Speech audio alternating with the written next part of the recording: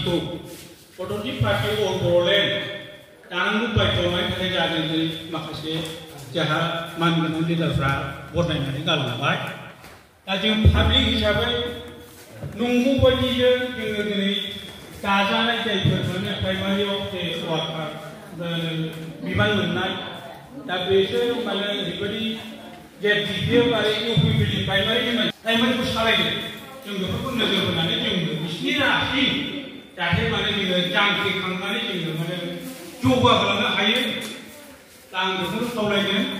जों लोगोसे जों ब्लकआव थादों ब्लकनिफ्रायनो प्राइमारि दा ब्लक लेभेलनि मानसिफ्रानो बेखौ साजेसन होनांगौ दा माखासे जिनिसखौ जोङो दा शिक्षा दीक्षा बायदि सोलोंनाय बायदि जों गोदान हिसाबै बुंजानाय बायदि जानायाव जों बेफोर जिनिसखौ माने गोसोआव सानलायनानै जांख्रिखांनांगौ जाहैबाय माब्लाबाबो जेननो मोना हथात माने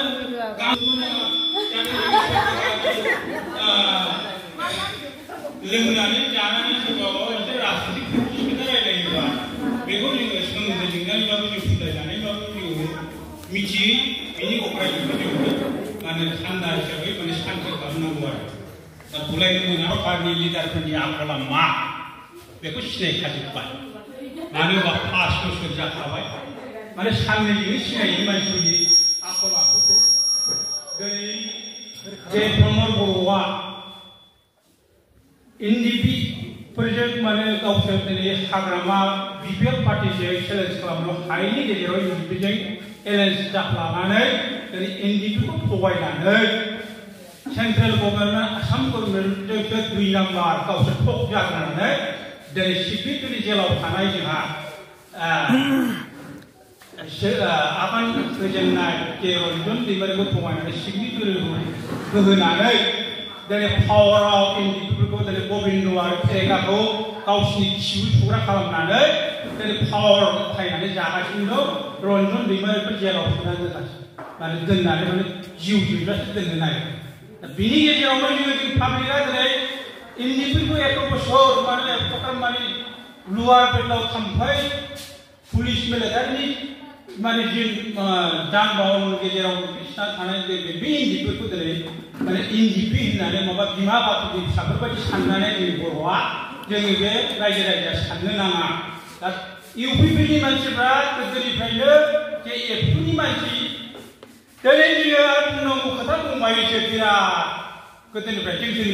दै बोरायलायबाय बेबायदि राजनितिक जों प्रथम आगान होजेननाय तुलसी चरण नार्जारि आरो प्रमद ब्रह्म चौधुरिनिफ्रायनो जाबोनाय काहिनिखौबो जों मिथिगौ हाब्रुबारियाव जोनोम मोननाय जोंहा बे रामफलबिल आन्चलिकआ ओरैबायदि मोजां दिनै गारला बाथा वालावनो आसामबो नङा वालावनो सिनायजानाय आरो कन्टेस्वर नार्जारि गायसनगिरि एबसुखौ गायसनग्रोनाया कन्टेस्वर नार्जारि जोंहा बिनि उनावसो बड'फा उपेन्द्रनाथखौ आबसुनि आफादगिरि खालामदों खस्थ' नुग्रोनाया गारलाबाथा आरो जोंहा जोंब्ल'आ थैयाखै नामा जोंब्ल'आ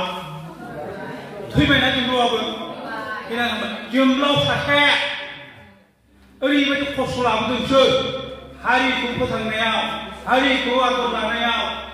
आरो एबसु गायसननायावसो जानाय ओंखामखौ गारनानै खारनांदों गारलाबाथाखौ जोङो लाना खारो गारलाबाथानो जों गिसिब सिबना होयो बे थानो हाया बे रामफलबिल आन्चलिकआव खारखुमा थायो सार कन्टेस्वर नार्जारिया जाहैबाय बिसोरखौ माने दैदेननानै बे गारलाबाथाफोरखौ माने शिक्षा दीक्षा खालामना गालांदों आरो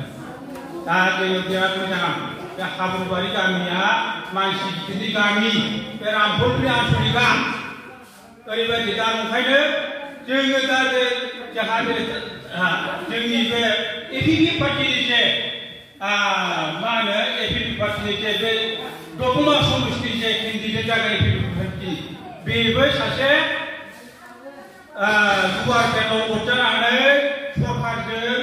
पुलिस मिलिटारिजों जुद्ध नांना फैनाय सासे बिर जोहोलावसो दा ओंखायनो बेखौबो जोङो पाब्लिकआ सहाय होनानै बेखौबो सासे गारलाबाथा कन्टेस्वर नार्जारि बायदि जों नाम खालामनांगौ जों गाख्लायनो दोननो मोना सोरबा इउपिपिआव दङबा बेखौ फैनांगोन सोरबा बिफोरखौ बुंबाबो फैनांगोन जों बेखौ जों सहाय होनांगोन जाहाथे जोङो सरकारखौ मिथिखाबाय गाव बर' माने थांनानै थानायनि खायदा बुद्धि गावनि जाथि भाइ बंस'खौल' माने फोथांनाय दिनै जे बेला दिनै पाब्लिकफोर मोननांगौ जे कम्बल आरो साहा दैज्लां बोथोराव मुसारि बे स्किमखौ जाजोब्बाय आरो बिनि उनाव मा खालामो गोजां बोथोराव कम्बल बेफोरखौ जाजोब्बाय दिनै बे सरकारनि गेजेराव गोदोनि जे आसनिफोर दंमोन जे पाब्लिकफोरखौसो रायजो राजाखौ नायनाय बे स्किमखौ गासिबो उरखावगोरा प्रमद बर'आ जाजोब्बाय बे गासिबो उरखावनिजों उरखाव फैयोबा हासिबा लानांसो हौवाफ्रा सिखा लानांसो आसल बेनो बे बड'लेण्डआव बे बिटिसि एरियायाव षड़यन्त्र खालामजेनग्राया जाबाय उरखाव बिटि सरकारनिफ्रायनो बे फाद्रि खालामदों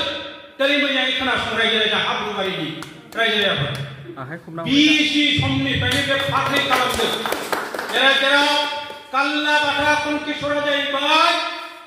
एफुनि लिडार बिनि खाथियाव साफैनो हायैनि पिडिएफ दानांगोन पिडिएफ बे गाव आफादगिरि जानो काल्लाबाथाखौ होखारबाय काल्लाबाथा जोबोद एफुनि आफादगिरिया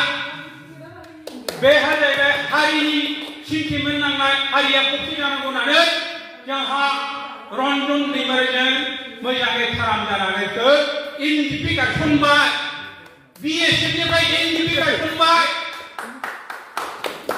काल्लाबाथाया कनकेसर नार्जारिया खौसे जानांगौ होननानै बेहाय बे मा खालामखो काल्लाबाथाखौ बियो प्रेसिडेन्ट आफादगिरिनिफ्राय होखारबाय सानसुमा नार्जारिया बिएसएनि सिट नोङो दिनै काल्लाबाथानि थारामा मोजां नालाय सानसुमा नार्जारिया कनकेसरनि थारामा मोजां नालाय दा पेन्सिंखौ सानसुमानि खुगाव सिलाइखौ होहोनानै नों ओंखारबा ओंखाराबा बेखौ नै होनोसै गारना खारनांबाय बिसोरा सिटखौ नागारना खारनांबाय बिसोर ओमफ्राय पिडिएफ गासिबो पिडिएफनि गेजेरावबो बिसोर मा खालामबावखो बिएलटि दानानै पिडिएफनि मानसिफोरखौ गासिबो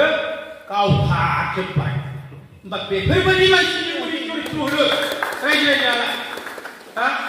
मानसि गावथारग्रा मानसि जाग्रा